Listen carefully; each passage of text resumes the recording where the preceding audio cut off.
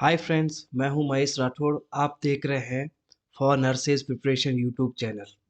आज हम यहां पर डिस्कस करेंगे सिरोसिस ऑफ लीवर।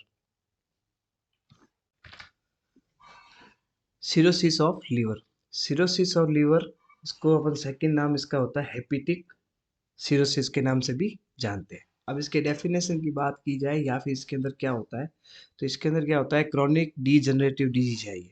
जो लीवर सिरोसिस है वो एक क्रॉनिक डीजनरेटिव डिजीज है। डीजनरेटिव का मतलब क्या होता है कि एक बार अगर इसके अंदर कोई इन्फेक्शन या फिर इन्फ्लामेशन हो गया तो वो वापस उसको अपन ठीक नहीं कर सकते, जिसकी वजह से क्या होगा, डैमेज द लीवर, डैमेज हो जाएगा लीवर। और लीवर डैमेज होने के साथ साथ वहाँ पर क्या होगा, अब नॉर्मल स्कार टिश्यू बन जाएंगे, जिसकी वजह से लीवर फंक्शन फेल हो जाएंगे।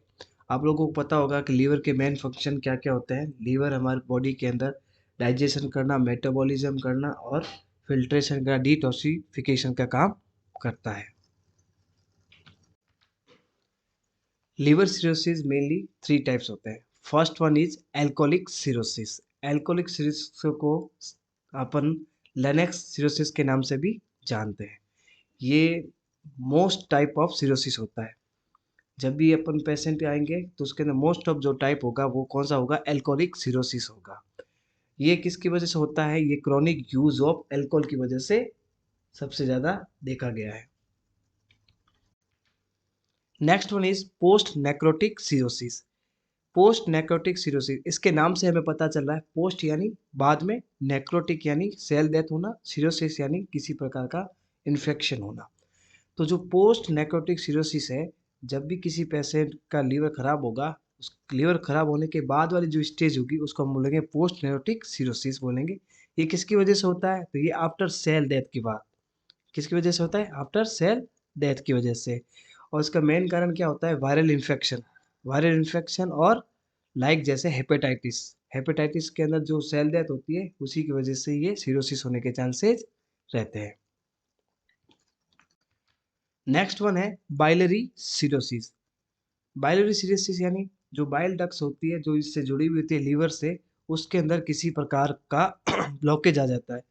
ब्लॉकेज आना या फिर इम्प्लांट होना, ठीक है, या फिर लीवर डैमेज की वजह से जो बाइलरी डक्ट है उसको अंदर क्या आ जाए, ब्लॉकेज आ जाता है। और ब्लॉकेज आने की वजह से वहाँ पर इन्फेक्शन होने के चांसेज बढ़ जाते हैं। उस वो जो इन्फेक्शन होता है या वो जो सिरोसिस होता है उसको क्या बोलते हैं, बाइलरी सिरोसिस के नाम से हम जानते हैं।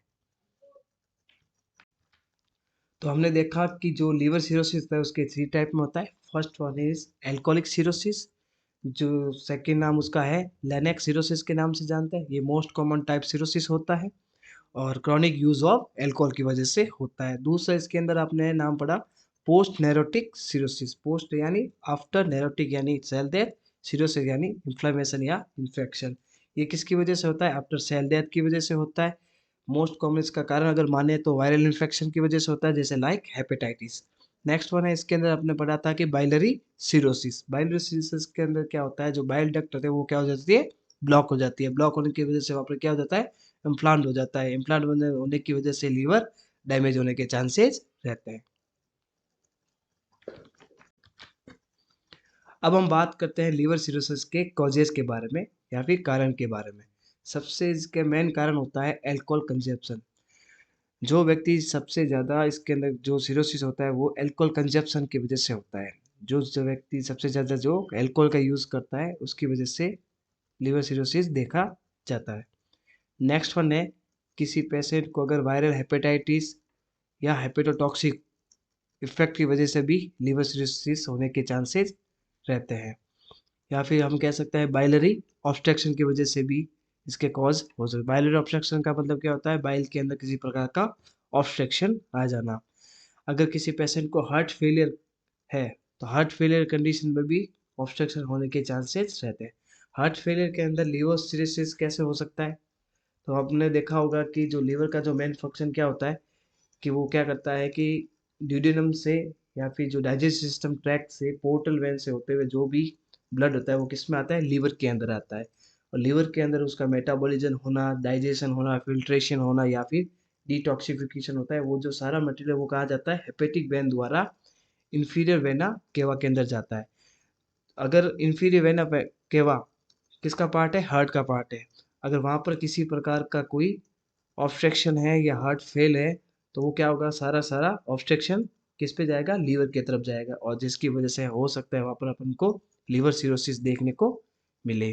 कई बार क्या होता है, बहुत ज़्यादा फैटी एसिड यूज़ करने की वजह से भी लीवर सिरोसिस देखने को मिलता है। मतलब अगर बहुत ज़्यादा कोई फैटी एसिड लेंगे तो उसकी वजह से भी हमको लीवर सिरोसिस देखने को मिलता है।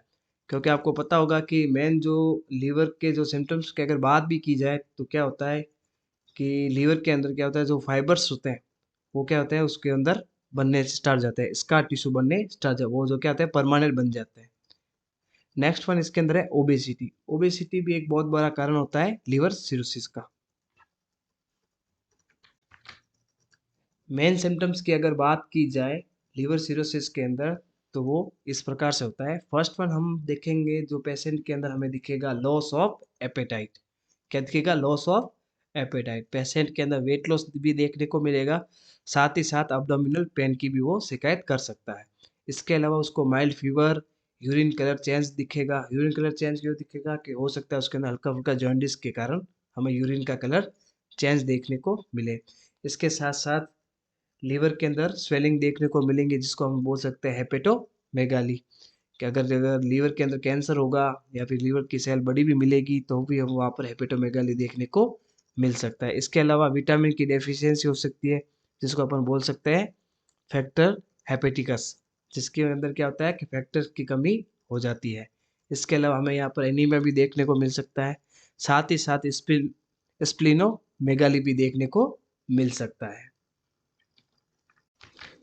डायग्नोसिस की अगर बात की जाए तो इसमें बहुत सारे टेस्ट करते हैं, जिसके अंदर सबसे पहला टेस्ट है एएसटी टेस्ट, जिसको अपन बोलते हैं aspartate amino transferase test. Second one है इसके अंदर एएलटी टेस्ट। एएलटी मतलब alanine transplant test. Next one इसके अंदर करते हैं एलडीएस का टेस्ट करते हैं। इसके अलावा पीटी टेस्ट करते हैं, प्रोथर्मिन टेस्ट। इसके अलावा लीवर अपन बायोप्सी भी कर सकते हैं, ठीक है, कैंसर को टेस्ट करने के लिए। इसके अलावा अपन ईजीडी भी करते हैं, जिसको इसोफेगो गैस्ट्रोड्यूडेनोस्कोपी के नाम से हम लोग जानते हैं। अब हम बात करते हैं कॉम्प्लिकेशन। जिन पेशेंट को लिवर सिरोसिस होता है उसको क्या क्या कॉम्प्लिकेशंस हो सकते हैं, क्या क्या कॉम्प्लिकेशन देखने को मिलते हैं। फर्स्ट वन इसके अंदर हो सकता है पोर्टल हाइपरटेंशन। मैंने आपको बताया था कि पोर्टल हाइपरटेंशन देखने को मिल सकता है। इसके अलावा इसोफेजियल वेराइसिस भी देखने को अपन को मिल सकता है। साथ में एसाइटिस हो सकता है। एसाइटिस का मतलब क्या होता है? जो अब्डोमेन कैविटी के अंदर क्या होता है, फ्लूइड का इकट्ठा हो जाना, इसको एसाइटिस बोलते हैं। इसके अलावा कोआगुलेशन डिफेक्ट भी मिल सकता है।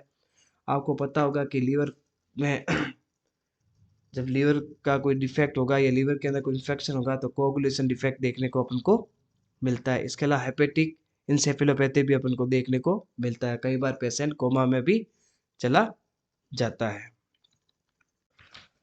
मेडिकल मैनेजमेंट की बात की जाए या फिर नर्सिंग मैनेजमेंट की अगर बात की जाए तो लीवर सिरोसिस वाले पेशेंट को हम लोगों को प्रॉपर डाइट देनी पड़ती है। प्रॉपर डाइट यानी उसको न्यूट्रिशनल डाइट देंगे। न्यूट्रिशनल डाइट इसलिए देंगे क्योंकि लीवर डैमेज होगा। लीवर डैमेज होगा तो आपको पता है जो भी हम कुछ खाएगा पेशेंट तो उसको सही तरह से डाइजेस्ट नहीं हो पाएगा, क्योंकि जो भी डाइटक्स हैं, जो भी मेटाबॉलिज्म फंक्शन है वो सारा इम्पेयरमेंट हो रखा है। तो हम लोगों को कोशिश करनी है उसको कि भी उसको न्यूट्रिशनल डाइट पर रखा जाए।